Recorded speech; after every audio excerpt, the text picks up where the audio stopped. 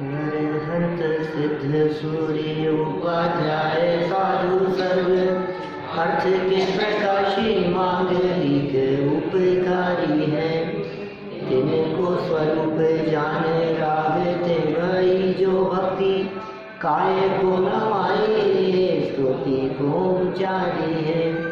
धन्य धन्य तिन हित काज सब आज भये कर जोड़े बारे बारे वंदना हमारी है। मंगल कल्याण सुख ऐसो हम चाहत है। हो मेरी ऐसी दशा जैसी तुम धारी है। हो मेरी ऐसी दशा जैसी तुम धारी है। हो मेरी ऐसी दशा जैसी तुम धारी है। क्षत्र चूड़ामणि नामक ये ग्रंथ और इसके पहले लंब के अंतर्गत यहाँ कथा चल रही थी। आपको स्मरण में होगी वो पूरी चर्चाएं, जिसमें माँ विजया अत्यंत खेदखिन्न थी, क्योंकि शमशान में बालक का जन्म हुआ था। पुण्यशाली वो बालक, लेकिन ये क्या हो रहा है समझ में नहीं आ रहा।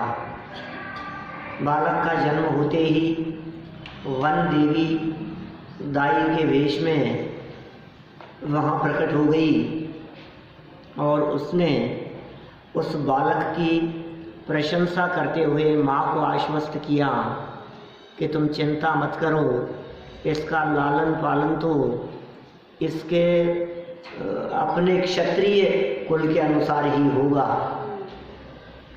सो यहाँ यह पहली कथा इस जगह पर संपन्न हुई थी। एक दूसरी उपकथा यहाँ प्रारंभ हो गई है। हम आगे बढ़ते हैं। कुछ दिन का शिविर की वजह से अंतराल पड़ा, कोई बात नहीं। देखो फिर भी बात पूरी आपके याद स्मरण में होगी, क्योंकि कथा होती है ना, तो कथा तो याद रहती है, स्टोरी याद रहती है हमारे को। उपकथा नंबर 2, देवी के कहते ही विशिष्ट घटना का घटित होना। क्या घटना घटित हो गई?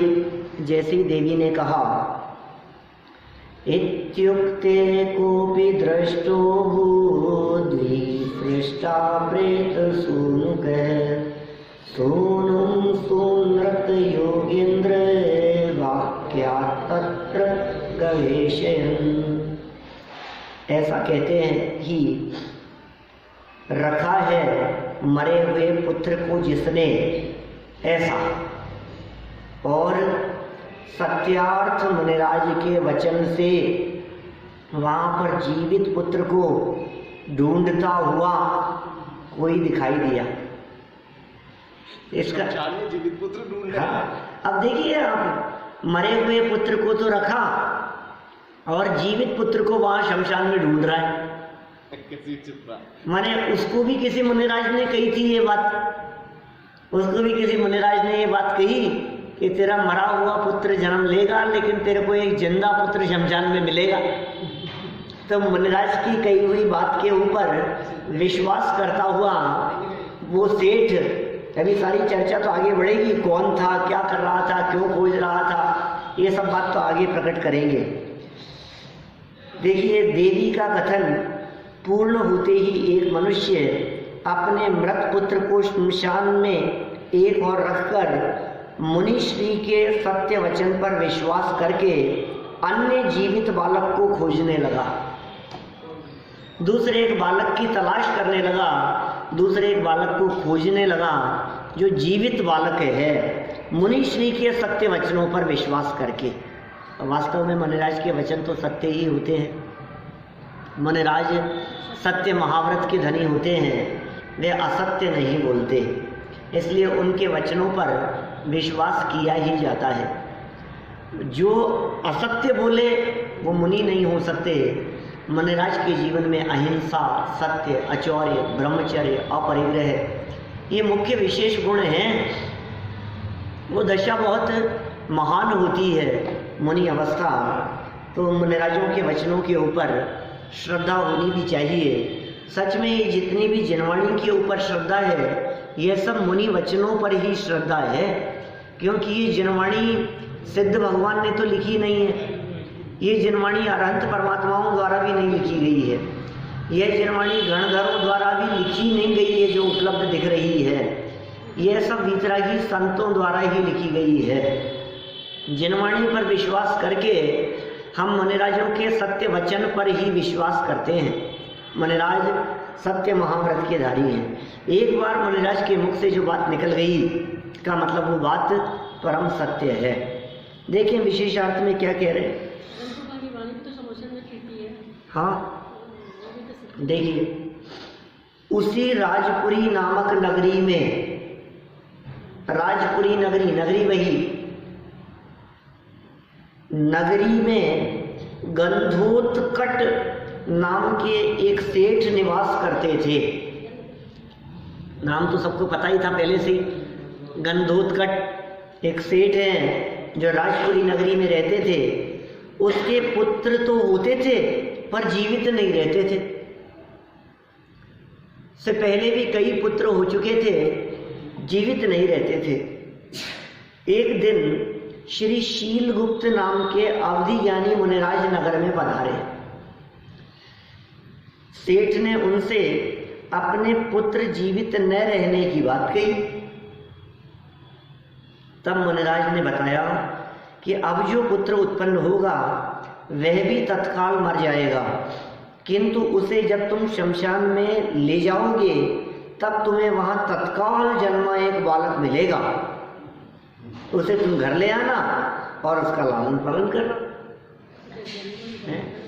देखो क्या अवधि ज्ञान से मुनिराज को पता लग गया और उसको बतला दिया।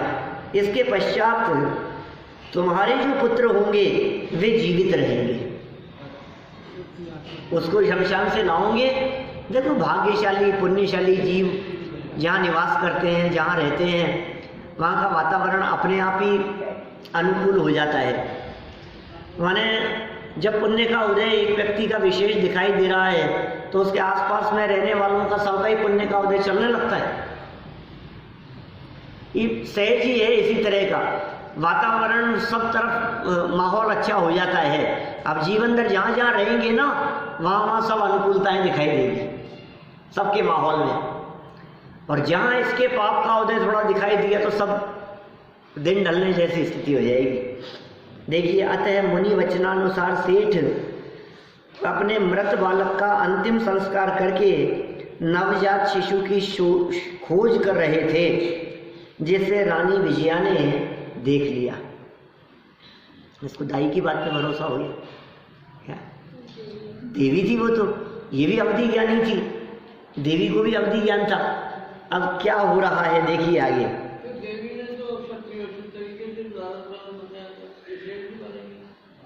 पालन तो ठाट बाट से ही होगा,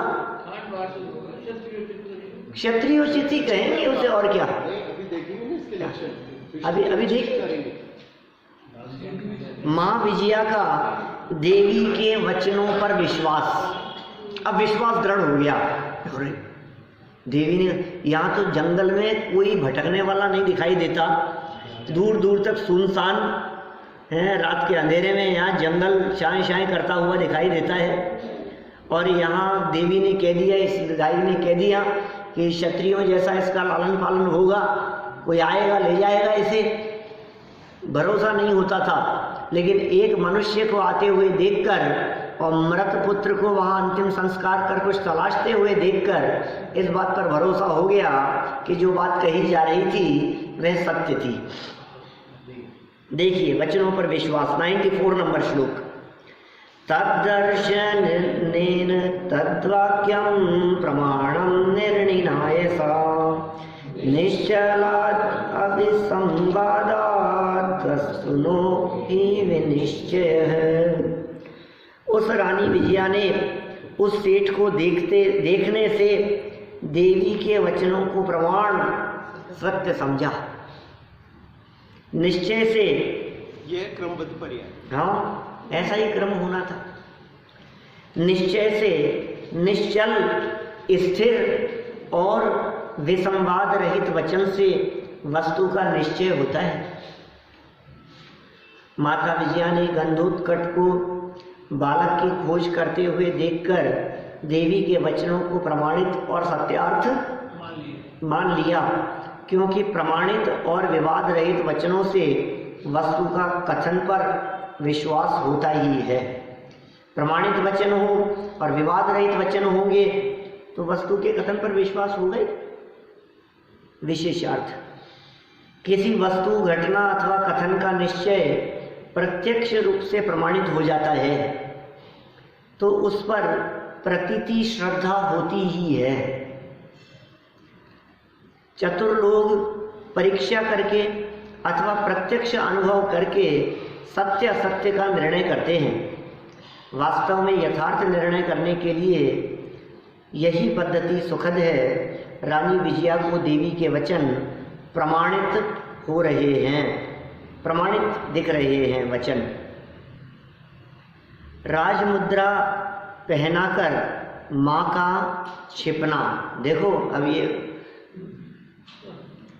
क्योंकि ये बालक कौन है, इस बालक की पहचान कैसे होगी, इस बालक को भविष्य में कैसे पहचाना जाएगा, कोई ले जाएगा वो इसको सत्य स्थान तक, इसके राज दरबार तक कैसे पहुंचाएगा।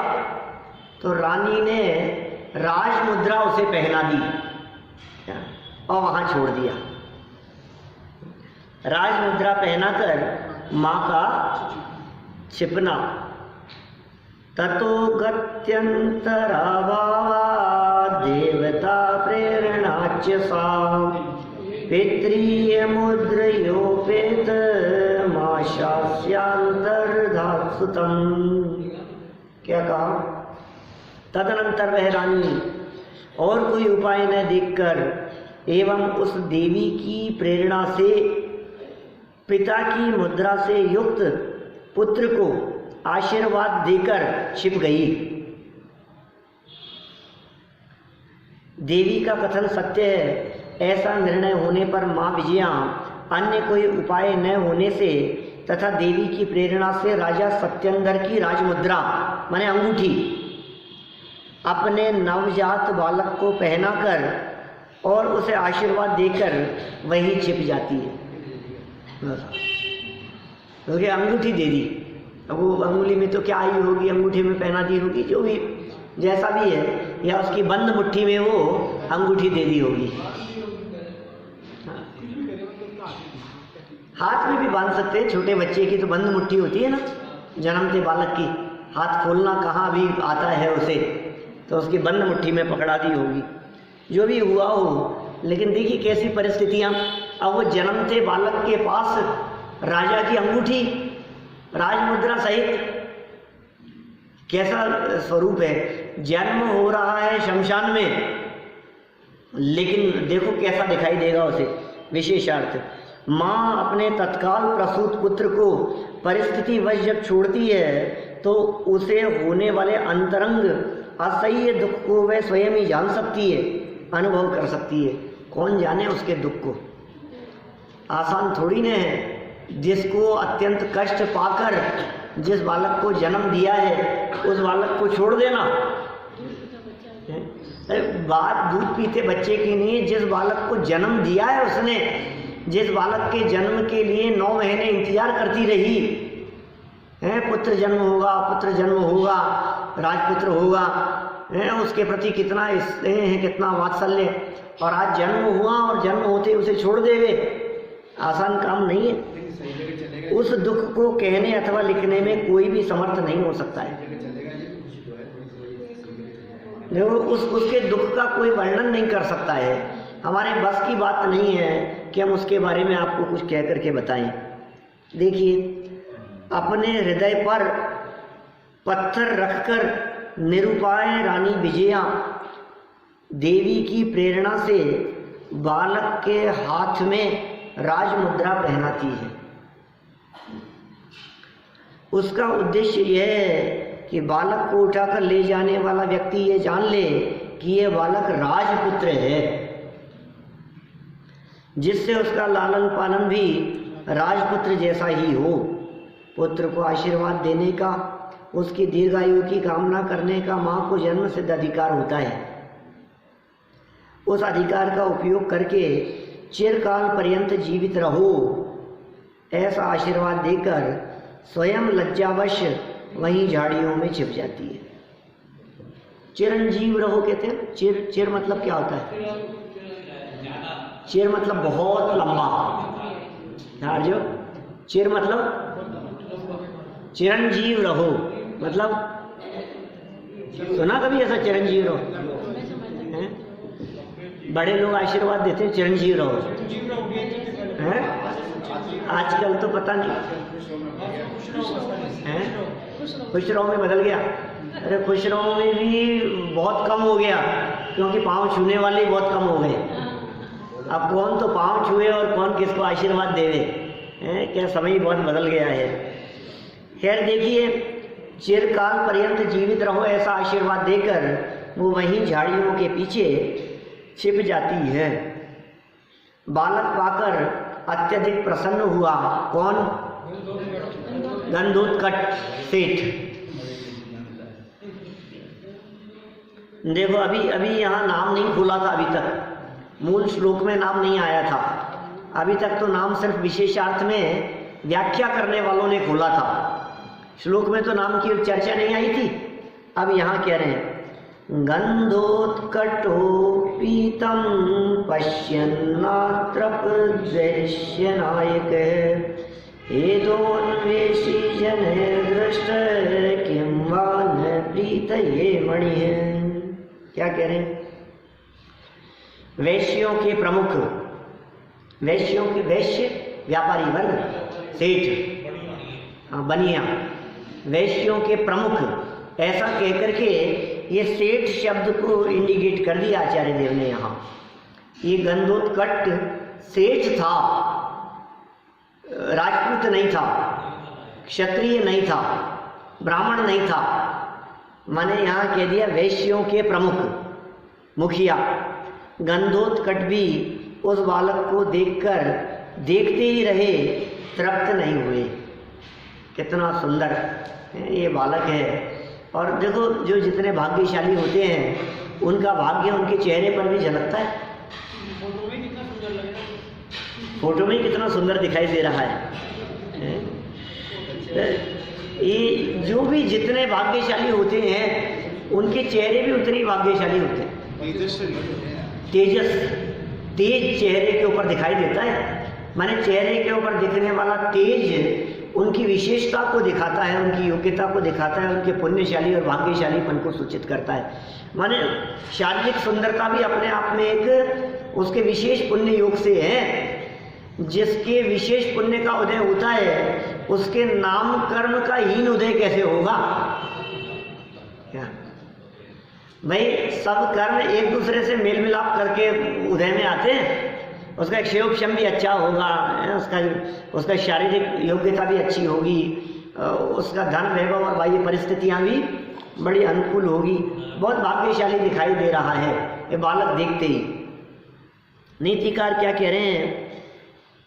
ईंधन ढूंढने वाले मनुष्यों द्वारा देखी गई मणि क्या प्रीति के लिए नहीं होती है? किंतु अवश्य ही प्रीति के लिए होती है। ईंधन की तलाश कर रहा था कोई व्यक्ति, लकड़ी जलाने के लिए, रात्रि में प्रकाश के लिए, और उसको रत्न मिल जाए प्रकाश के लिए तो वो कितना खुश होगा। अरे मैं तो ईंधन तलाश रहा था कि कहीं कुछ मिल जाए यहाँ जिसको मैं जला करके प्रकाश कर लूँ, और यहाँ तो स्वाभाविक ऐसा प्रकाश मिला है जिसको जलाने की जरूरत नहीं है, तो उसके खुशी का ठिकाना नहीं रहता। ऐसी ही खुशी सेठ गंधोत्कट को भी यहाँ हुई। श्मशान में खोजते हुए श्रेष्ठी वर गंधोत्कट को उस बालक को देखकर अत्यधिक प्रसन्नता हुई। वे बालक के सौंदर्य को बार बार देखकर भी तृप्त नहीं हो रहे थे। बार बार हाँ, उस बालक के सौंदर्य, और वास्तव में ये कामदेव थे ना। ये तो जीवनधर स्वामी तो कामदेव थे साहब। कामदेव कहते ही उसे हैं जो इस 3 लोक में सबसे सुंदर हो।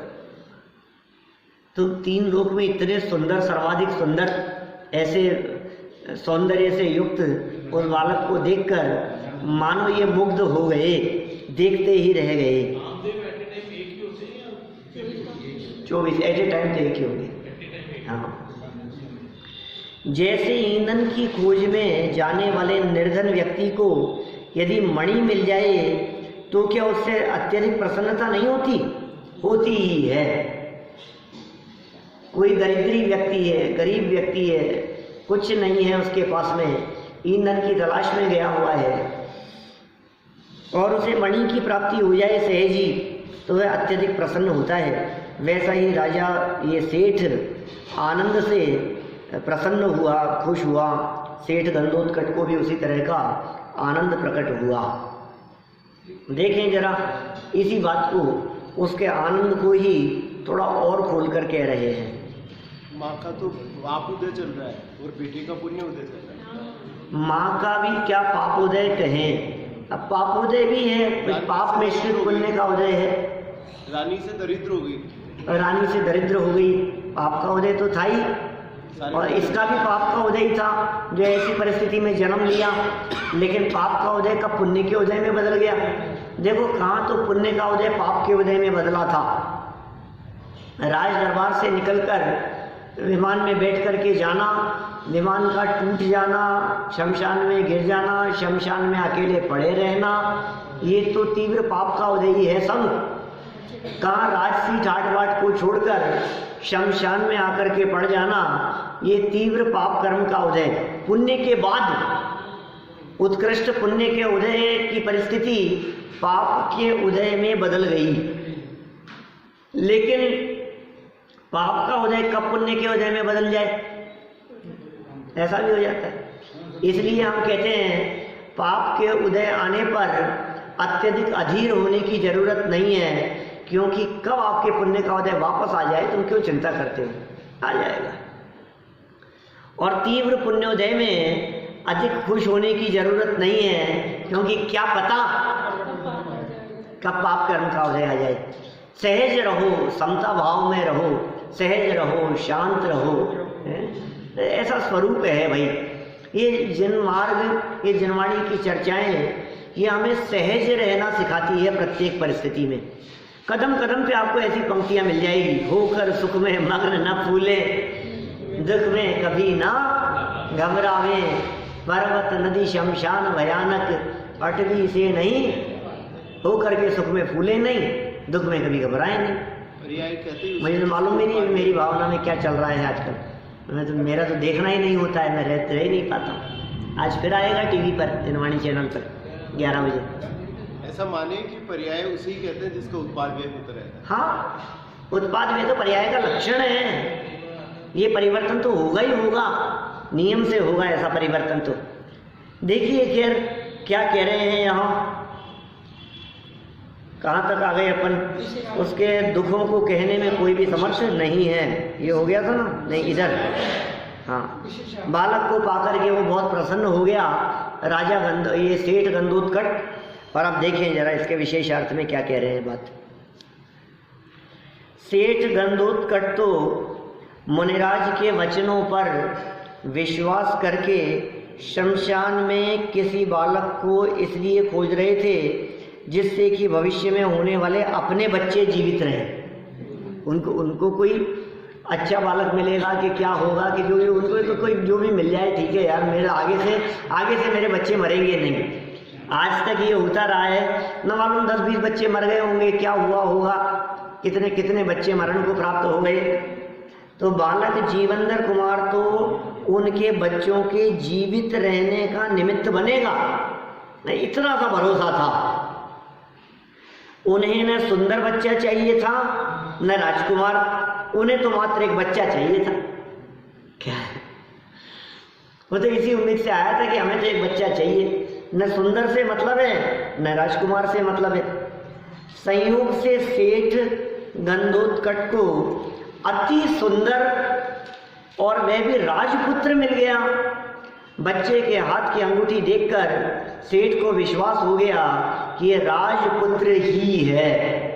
अतः ईंधन के स्थान पर मणि मिलने पर जैसा आनंद निर्धन लकड़हारे को होता है, वैसा ही आनंद सेठ गंधोत्कच को हुआ। हमारे करने से कुछ नहीं होता, उसी प्रकार का आनंद हुआ। जीवन पाप और पुण्य चलाता है। जीवन पाप पुण्य क्या चलाता है? परिस्थितियां जो बनती है वो सारी परिस्थितियां पाप और पुण्य के अनुसार बन रही है। परिस्थितियां कर्म के उदयाधीन है, चाहे मनस्थिति की बात कहो, चाहे अंतरंग पुरुषार्थ की बात कहो, वो पुण्य पाप के अधीन नहीं है।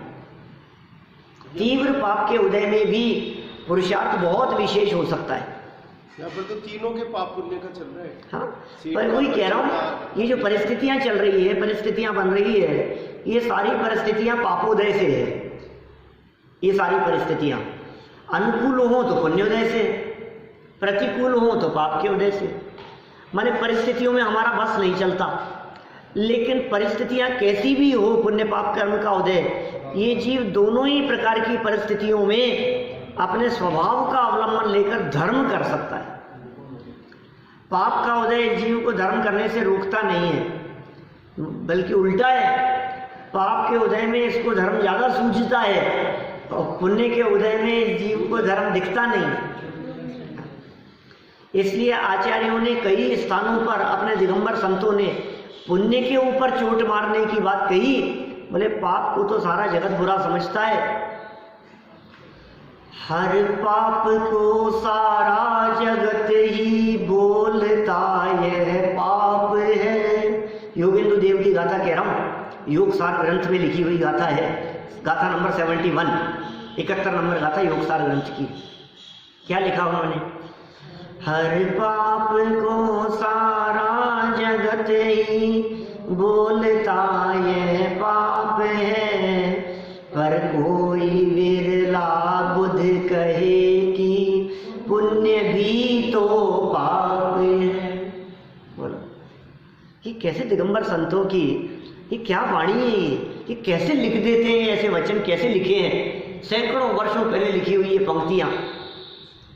किसी तरह के कोई ऐसे पंथ संप्रदाय नहीं चला करते थे आपके, ये इस पंथ का है, ये इस पंथ का है, ये मुमुक्षु है, ये गैर मुमुक्षु है, ये मुनिपंथी है, ये तारणपंथी है, ये 20पंथी है, ये 13पंथी है। ये ऐसे कोई झगड़े नहीं थे, ये उस जमाने में लिखी गई पंक्तियां हैं।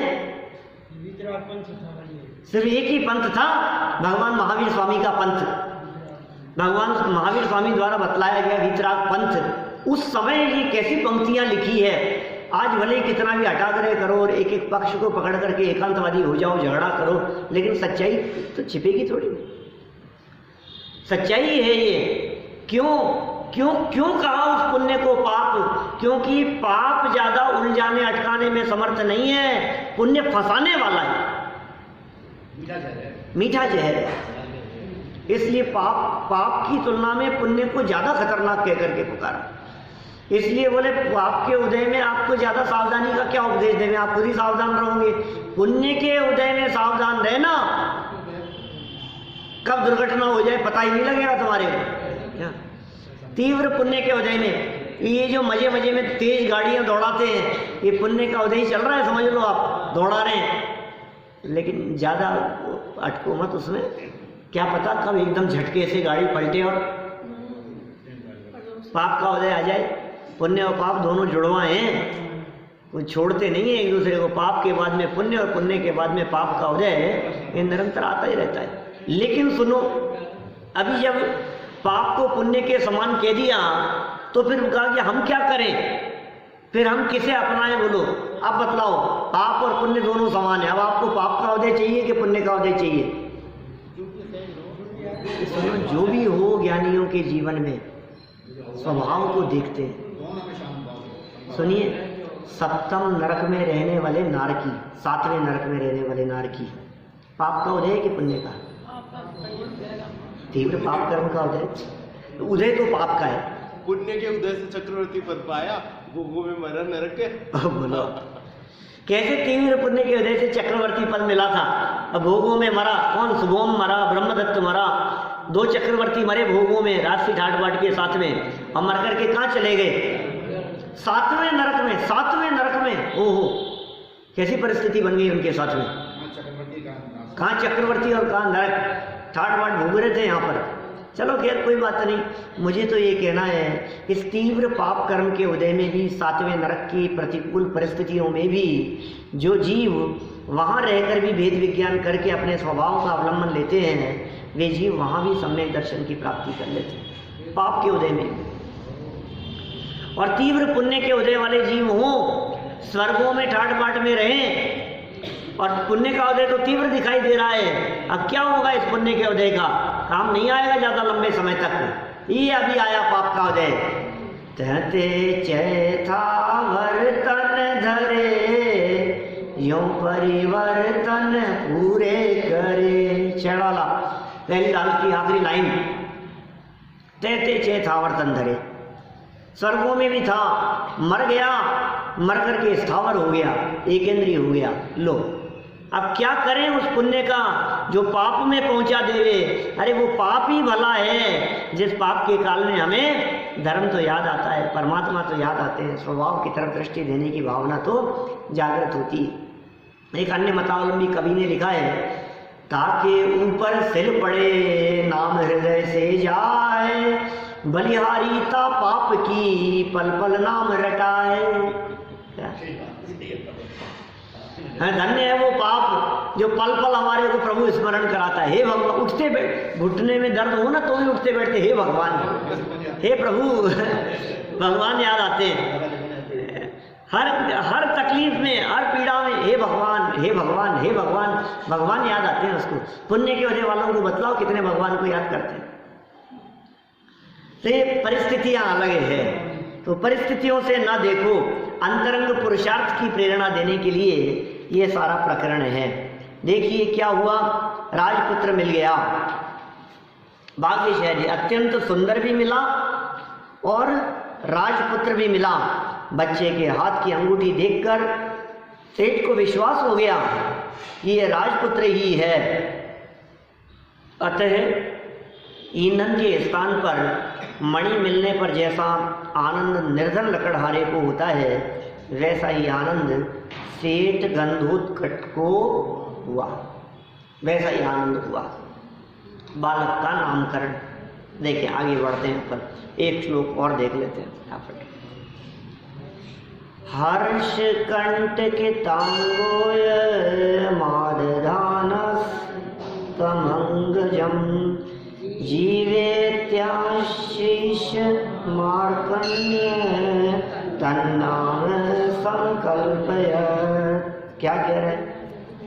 देखिए, हर्ष से रोमांचित है अंग जिसका, ऐसे इसे गंधोत्कट ने उस पुत्र को उठाकर जीव ऐसा आशीर्वाद सुनकर उसका नाम जीवक व जीवनधर रखा।